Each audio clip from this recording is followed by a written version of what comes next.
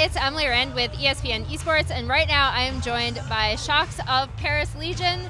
First of all, just congratulations on your game. I think you definitely defied a lot of expectations today, just based on like the sheer amount of competitive experience between you and then the Optic roster. So how were you guys feeling going into today, and how did you end up beating Optic?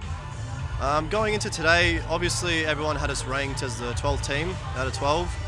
That was mainly due to the fact that we were a bit late getting to America because of visa stuff. But as Kismet already said, like, we were seen as the underdog, so there's not really much pressure to perform. So we just go in there, we know what our strengths are, what our weaknesses are, we work on them. We went into the game, the veto's in our favor, and we took out the W. So just for the record, how much practice did you guys actually have as a team before this?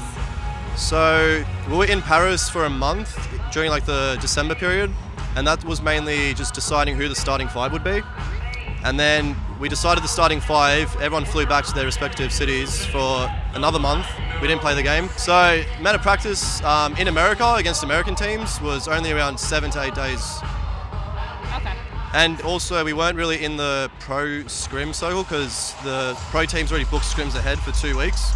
So we had to scrim amateur teams. I think we only scrimmed like 1 or 2 pro teams. So. Oh wow. Well, congrats on doing so well with so little practice too. Thank you. If there's anything that you want people to know about your team, since I do feel like people kind of looked at the roster, they knew you hadn't practiced that much. They were kind of like, okay, 12 out of 12, you know, whatever.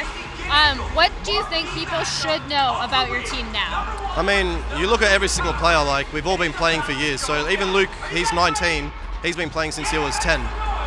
Same for me, I've been playing since 11. So like we have people that have placed really well at big events, such as COD champs. So we have a lot of experience, a lot of knowledge. Like we know how to play the game.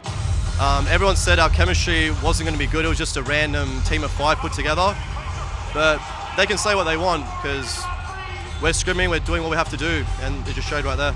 So actually one of the things I noticed, especially on a few of the hardpoint hills, is that you guys really actually seem to have better chemistry than the current Optic roster in terms of trying to get ahead and out-rotating them. So how would you describe your team communication right now? Our communications obviously is really good, but on the main stage it's a bit different. Some people call out too much and it makes it a bit frantic, which honestly I did think it was a bit too frantic on the second hardpoint.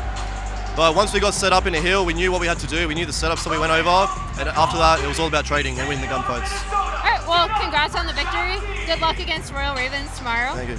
And for more Call of Duty League coverage, keep it here on ESPN ESPORTS.